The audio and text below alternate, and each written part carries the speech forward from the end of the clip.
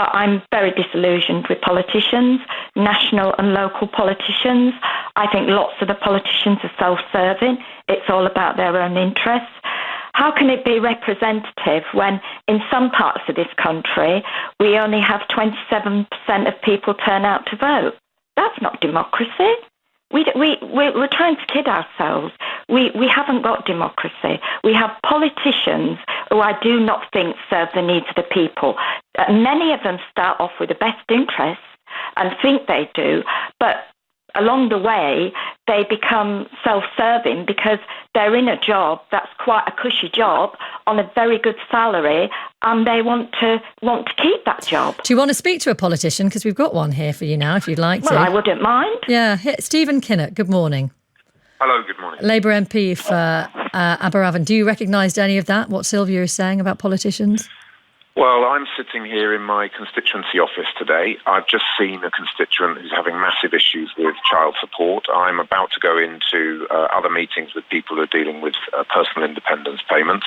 I've got a constant stream of people that I'm helping with housing issues, with benefits issues. So, you do hear this thing out in the country that we're all just in it for ourselves. But I can tell you that I'm in it because I believe passionately in public service. I have a public service ethos, which means that I'm here to try and help my constituents through very difficult times, having suffered years of crippling austerity. And I'm campaigning passionately for a change of government so that we can make this country a better place. I don't know if that makes me sound like a self-serving politician. I'll leave that to your listeners to decide, but I'm absolutely clear what it is that motivates me to do this job. Yeah, I worked in local government myself for 33 years in education, children's services. I'm a school governor. I'm a mentor of a young person, even though I retired last year. You know, I'm very passionate about local services, local government. Good. I was there to service the schools. I think I did a really good job in that. I was passionate about that. But I think, I'll finish by quoting something which resonated with me at the time. Sir Michael Wiltshire, who was head of Ofsted, did say Brexit was the result of a poor education system.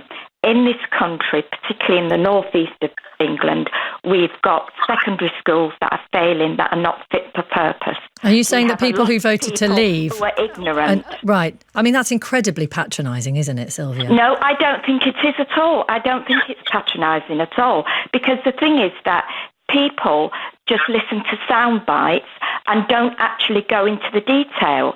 People need to look at the detail. Joe Swinston actually voted for more austerity measures than a lot of Tory MPs, and that is true. Okay, thank you. Check it out. Yeah, Sylvia in Tottenham, thank you very much, Stephen Kinnock. The discussion we're having this morning is really about democracy. Your own position, you're on a group of MPs called Respect the Result, is what? When it comes to Brexit at any cost, do you support that, Boris Johnson's government on this one? No, I think the result of the referendum was 52-48, which is, I think, a mandate to move house but stay in the same neighbourhood. No party, no campaigner in the referendum actually said we should leave without a deal. Everybody said there should be a smooth and orderly Brexit. That's what the Tories had in their 2017 manifesto.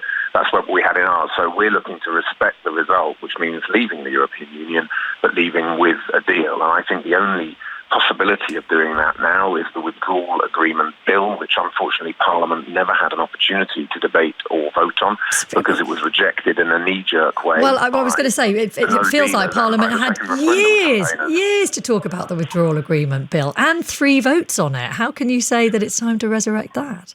We have never voted on the withdrawal agreement bill. It's what came out of the cross-party talks. It includes a number of key concessions to Labour's position, and unfortunately it was rejected in a knee-jerk way by people who want a second referendum, and then on the other side by people who want to actually leave with no deal. But there is a compromise deal on the table, which is much better than what Theresa May originally thought, because it includes a bill on workers' rights, on a customs union, and it's got several major concessions to Labour's position. So I think that we should be ready to compromise and to vote. Well, that is simply not going to happen under the current government. It just isn't. So how do you get to that position? Do you support Jeremy Corbyn's idea that push to the vote of no confidence, minority Labour administration, if one could be cobbled together and pushed through to a general election? We have to do whatever we can to prevent no deal, and that means, yes, Jeremy has to be given an opportunity to form a government. It looks very difficult for him to do that because of what we've heard from Joe Twinson and others. I think then there should be an opportunity for a government of national unity to be formed with potentially somebody else at the helm. That's got, I think, a better chance of getting more votes from the Conservative side. But, of course, if Jeremy whips against that, that's not going to pass either. So, again, you're left with the withdrawal agreement bill being the only game in town. Otherwise, we crash out of the EU with no deal on the 31st of October, which is a disaster for the British economy and for our national security. Stephen Kinnock, thank you. Labour MP for Aberavon.